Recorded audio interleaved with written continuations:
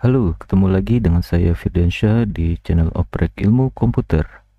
Pada video ini saya kembali mencoba menjelaskan pengembangan versi 2 dari versi video sebelumnya, yaitu bikin store prosedur untuk menghitung biaya parkir kendaraan versi 1. Langsung saja kita ke TKP. Sesuai dengan judulnya, pada versi 2 ini saya menekankan ada 5 hal, yaitu yang pertama menggunakan ID transaksi sebagai nomor tiket parkir.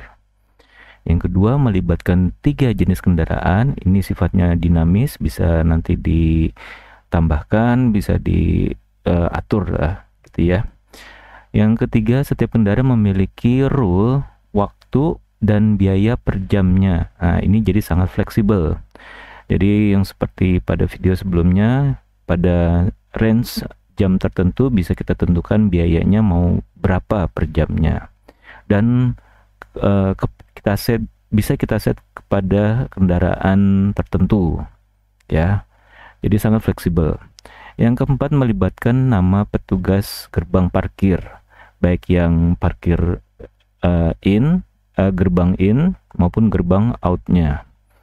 Yang kelima itu adalah status parkir, baik itu parkir in maupun parkir out. Oke, kita langsung saja. Ini contoh outputnya. Ketika ada transaksi, saya membikinkan 2 transaksi saja dulu, yaitu ID-nya ini sebagai nomor carcase. Nomor carcase-nya adalah 1000 dan 1001. Ini kita simulasikan nomor kendaraannya yang masuk ini, jenis kendaraannya adalah MB, itu adalah mobil, jam waktunya ini. Karena dia masih statusnya in, maka time outnya belum ada, time keluarnya ya, kendaraan tersebut. Biayanya juga masih kosong, 0, bukan kosong ya. Lalu di sini adalah petugas ID in-nya. Nah, ini petugas ID out-nya belum ada karena lagi-lagi di sini statusnya masih in. Begitu juga dengan yang ID yang kedua. Oke, ini adalah contoh akhir ketika saya membikinkan store prosedur. Lalu kita bisa mendapatkan hasil bahwa pada tiket 1000 sesuai dengan yang diinput. Lalu parameter yang kedua adalah ID petugas yang gerbang out-nya. Jadi kalau gerbang in-nya adalah ID-nya 500, gerbang out-nya adalah 501. Karena kan tidak mungkin petugas menjaga kedua gerbang secara bersamaan ya, baik in maupun out. Makanya ini dibedakan ID petugasnya. Lalu kalau kita lihat di sini, nanti ID petugasnya sesuai dengan parameter yang kedua. Di sini namanya, dan ini adalah total biayanya. Jadi dari time in-nya sampai time out-nya itu nanti akan dihitung berdasarkan rule, lalu dihitung totalnya sekitar 35.000. Nah, ini jenis kendaraannya sesuai dengan MB tadi ya, mobil itu ya kodenya. Ini nomor kendaraannya yang tadi ID-nya 1000, dan ini time out-nya, time in-nya juga, serta sequence dan statusnya apakah berhasil. Kalau berhasil nanti akan dilanjutkan ke proses pengupdatean tabel ini sesuai dengan ID-nya ya, sesuai dengan ID yang ini. Nah, bagaimana cara bikinnya? Oke, langsung saja. Ini sebelumnya database-nya akan saya drop kembali. Kita akan bikin dari awal. Kita bikin satu tab baru. Untuk bikin SQL-nya kita akan membuat database baru. Ini saya besarkan, ini saya run, lalu saya use. Nah, di sini sudah ada database-nya tapi masih kosong. Lalu saya akan create database-nya, table pertama. Oke, ini adalah jenis kendaraan. Saya pakai ID dan nama kendaraan ini beserta datanya. Ini langsung saja saya proses. Ya, ini adalah Kalau saya jalankan yang ini datanya. Jadi ada 3 jenis kendaraan. Ini sangat fleksibel, nanti rekan-rekan bisa atur sendiri ya mau jenis kendaraannya apa. Dan ID-nya pun harus dibedakan. Lalu tabel berikutnya saya membuat rule parkir sebagai berikut. Ini saya taruh di bawahnya. Oke, rule parkir ini saya langsung jalankan saja semuanya. Ya, jadi rule parkir ini untuk yang jenis mobil dari jam 00 sampai jam 6 kurang 1 detik itu biayanya 2.000. Untuk yang dari jam 6 sampai jam 6 sore, dari jam 6 pagi sampai jam 6 sore itu 3.000. Lewat dari jam 6, mulai dari jam 6 maksudnya jam 6 sore sampai kembali lagi jam 23.59 itu 5.000. Ini biaya per jamnya ya. Begitu juga dengan rule kendaraan, jenis kendaraan lainnya juga gitu. Oke, ini yang truk TR, ini truk. Nah, ini untuk yang motor. Selanjutnya tabel ketiga saya akan membikinkan status parkirnya. Oke, status parkirnya di sini bawahnya saya select. Oke, di sini artinya kalau in ya parkir masuk, status kendaraannya masih parkir gitu maksudnya ya. Ini parkirnya sudah keluar gitu, kendaraannya sudah keluar. Oke, berikutnya tabel ke-5. Ini saya kecilkan dulu. Oke, ini saya select, saya jalankan. Ya. Di sini ada 2 petugas yang saya bikin sampel aja, yaitu petugas 1 dan petugas 2. Jadi ID-nya masing-masing berbeda. Nah, tabel berikutnya kita akan bikin sequence dulu ya. Kita bikin sequence dulu, selesai. Lalu terakhir kita bikin tabel raw. Oh, masih ada 2 tabel. Nah, ini tabel raw. Ini tabel raw untuk tabel bantuan saja ya sifatnya. Oke, ini sudah tercreate.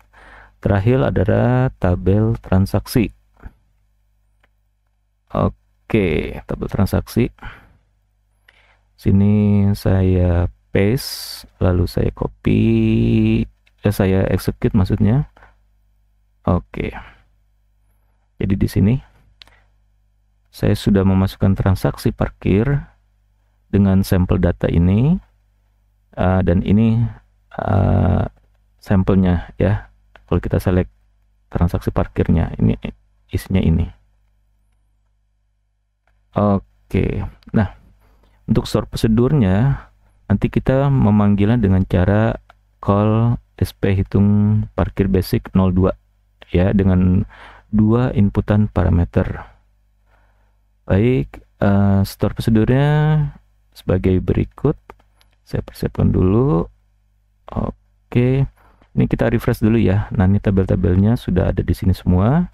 Sekitar ada 7 berarti ya. 6 tabel, 1 sequence ya. Sequence-nya tadi mana nih? Ini ya, sequence-nya ya. Jadi ada 6 tabel yang berelasi. Sebelum kita masuk store prosedur, saya ingin informasikan bahwa saya di sini menggunakan foreign key. Ini saya kecilkan sedikit.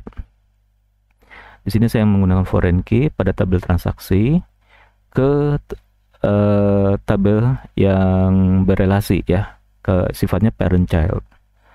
Jadi di sini tabel status transaksi parkir status yang ini ya, ini dia referensinya ke tabel transaksi parkir status. Nah, Untuk yang ini kita bisa lihat IRD-nya seperti apa sih. Nah, ini sangat mudah sekali rekan-rekan. Klik tombol home yang paling pojok kiri atas, lalu klik yang gambar tabel-tabel ini. Nah, di sini paling kanan ada simbol arah kanan gitu ya.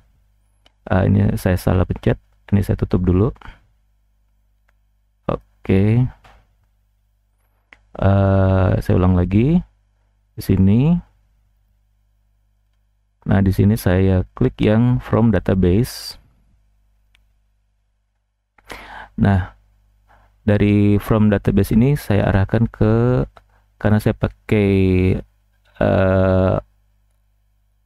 Note master, tapi rekan-rekan di laptop sendiri gunakan yang localhost saja ya. Oke, kita next. Nah, saya akan centang ini. Nah, rekan-rekan juga ikut centang yang basic 2 ya. Next lagi, next lagi. Nah, kalau ada error seperti ini, abaikan saja, tidak apa-apa. Next, finish. Nah, rekan-rekan bisa lihat di sini, beginilah tampilan relasinya. Ini kalau saya kecilkan, jadi relasinya tuh seperti apa sih gitu ya. Mungkin kalau ada rekan-rekan pengen tahu. Iya, ini kita turunkan dulu dikit. Nah, seperti ini. Jadi dari script yang kita run dari awal ini, dari create table jenis kendaraan ya, sampai dengan create transaksi parkir sini ke sini, itu kita bisa database itu reverse engineer. Nah, jadi dari script dari database yang sudah ada bisa kita bikin model seperti ini IRD-nya.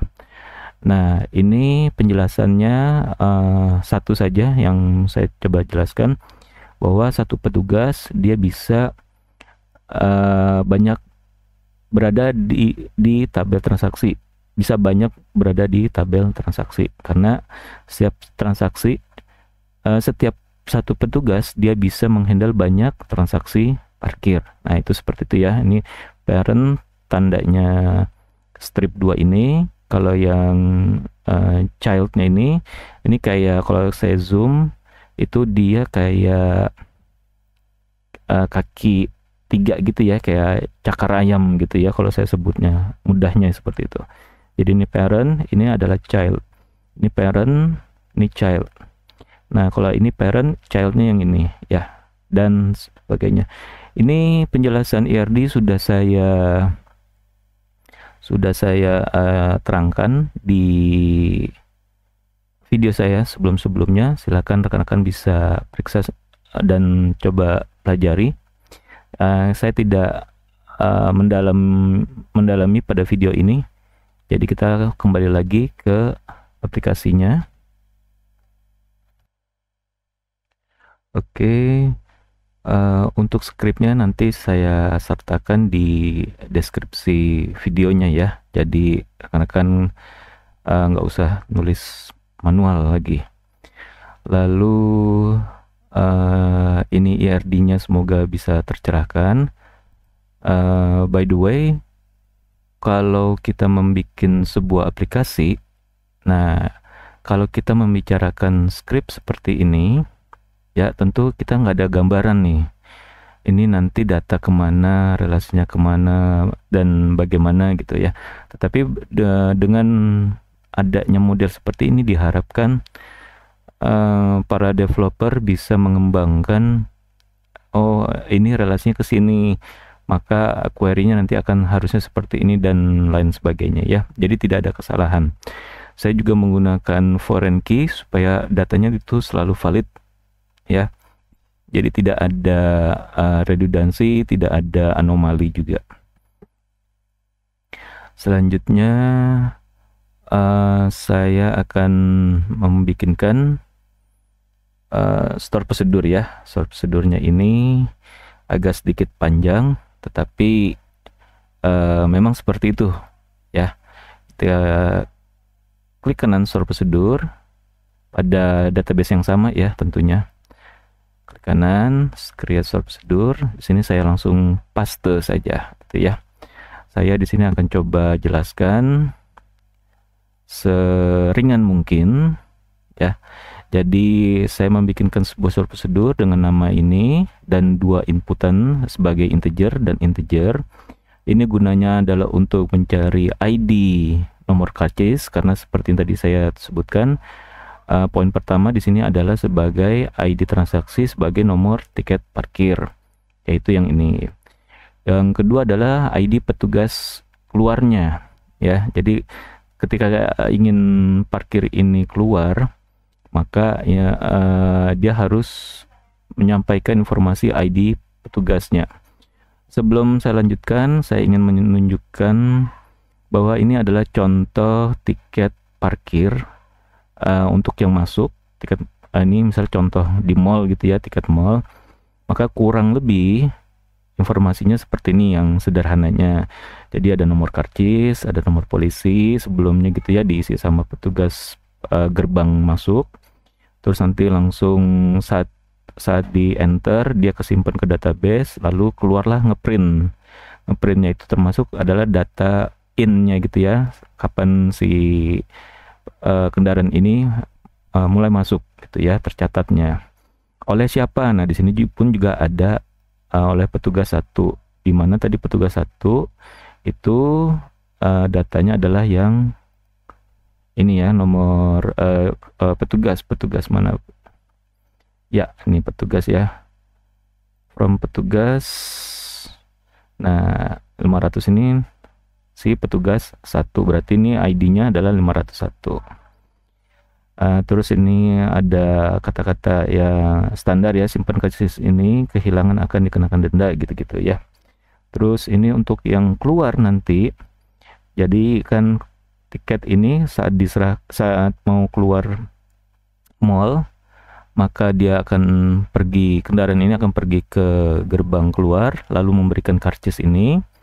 Si petugasnya memasukkan data 1000 ini, nilai 1000 ini, lalu dilemparlah nanti ke sini, ke store prosedur ya, dengan yang ini. Dan juga memasukkan secara sistem ya, secara sistem melempar ID petugas. Nah ini kurang lebih seperti ini nanti keluarannya, dan ada biayanya. Oh di sini saya belum menambahkan biaya ya. Di sini misalnya saya tambahkan, ini saya tambahkan di bawahnya aja ya, karena hanya contoh ya, biaya gitu. Ini misalnya berapa gitu ya, 35.000 itu ya kurang lebih. Ini hanya sampel saja, saya besarkan sedikit. Oke, kita kembali lagi, kita akan bahas store prosedurnya. Ini deklarasi variabel ya, ada yang saya gunakan sebagai next filenya, sequence-nya. Lalu di sini saya mulai menselect, tapi di sini ada into. Jadi saya query dulu. Saya query dulu dari hasil yang melibatkan dua tabel ini ya, transaksi parkir dan jenis kendaraan. Nah di sini saya lempar ke sini nomor karcis ya, param nomor karcis ini saya lempar untuk mencari ID-nya si transaksi parkir. Lalu saya relasikan ke tabel yang kedua berdasarkan jenis kendaraan. Lalu saya query tabel kolom-kolomnya dan dimasukkan ke dalam variabel-variabel ini. Oke. Nah, lanjutnya ini validasi sederhana menurut saya sih ya. Nah, jika var nomor kendaraannya kosong atau tidak ditemukan hasil dari query ini ya, maksudnya ya. Ini var nomor kendaraan kan adalah yang ini nih ya. Itu. Jika tidak ada, maka akan mengembalikan nol, biaya nomor karcis tidak ditemukan. Sebagai contoh, saya akan memasukkan asal aja di sini ya. Itu ya, asal-asal. maka hasilnya adalah oh belum ada karena saya belum bikin. Nanti kita coba ya. Ini baru penjelasannya dulu. Nanti kita akan coba kalau nomor kendaraannya ngasal juga ya atau tidak ditemukan. Lalu kedua, jika status terakhir dari si kendaraan ini adalah out, berarti kan dia sudah out ya, sudah kendaraan sudah keluar, maka dia akan mengembalikan biayanya 0. Lalu ada statusnya kendaraan sudah out pada sistem gitu. Nah, jika dia tidak terpenuhi kondisinya yang di atas ini, maka else. Nah, di sini saya simulasikan jam keluar kendaraan adalah jam segini, ya. Tapi nanti pada implementasinya gunakanlah yang atas ini, ya. Rekan-rekan, ini harus diubah ya, karena ini hanya sifatnya untuk development saja, untuk contoh saja. Ya, ini sifatnya statik juga. Oke, lalu di sini ada saya setting time berjalannya. Ini pengembangan dari yang versi 1. Kalau rekan-rekan kembali lihat video yang versi 1 saya sebelumnya, di sini ada while dan end while-nya juga. Nah, pengulangannya pun juga kurang lebih sama. Tetapi di sini ada penambahan untuk jenis kendaraan, ya. Karena di sini kan si role parkir ini dia sekarang sudah dilengkapi dengan jenis kendaraan, ya. Role parkirnya ini sudah dilengkapi dengan jenis kendaraan. Jadi harus sesuai ya. Kalau range dari jam 6 pagi sampai jam 6 sore untuk kendaraan motor dan mobil itu bisa berbeda. Jadi ini harus kita tambahkan. Oke, selanjutnya ini seperti biasa penambahan per 1 jam. Lalu di sini kita akan select nih. Kita akan select dan dari tabel raw, karena di sini diinsertnya ke tabel raw ya, berdasarkan kolom-kolomnya yang disebutkan dan diinput dari hasil select sini. Nah, setelah itu di query ditambahkan sequence parkirnya ya, sama seperti video saya sebelumnya yang versi 1, berdasarkan sequence parkir. Lalu di sini ada param ID petugas out yang kita relasikan ke tabel petugas ya. Terus kita group by kan, nanti ketemulah hasil akhir yaitu tiket number, ID petugas out, nama petugas out gitu ya, sampai pada statusnya sukses gitu ya. Ini end if. Oke, sekarang kita apply saja dulu ya, berhasil. Terus kita kembali lagi ke sini, kita cek, kita refresh apakah harusnya ada ya di sini ya. Oke. Nah, ini saya kembalikan dulu yang ke 1000. Sekarang kita berdasarkan transaksi parkir ya. Transaksi parkir di sini 1000, maka seolah-olah si nomor kendaraan ini dia mau keluar. Lalu yang dilempar adalah ID 1000 di sini ya, dan ya, ini lagi-lagi adalah ID petugas gerbang outnya. Oke, kita coba run yang ini. Nah, tiket 1000, ID nomor tiket yang 1000 itu petugas outnya adalah si nama petugas 02. Total biayanya ternyata 35.000. Jenis kendaraannya mobil, nomor kendaraannya ini, time in-nya ini, time out-nya ini. Nah, ini time out-nya ini berasal tadi yang statik ya. Jadi rekan-rekan ini jangan sampai salah nanti menerapkannya atau mengimplementasikannya. Nah, lalu di sini sequence-nya,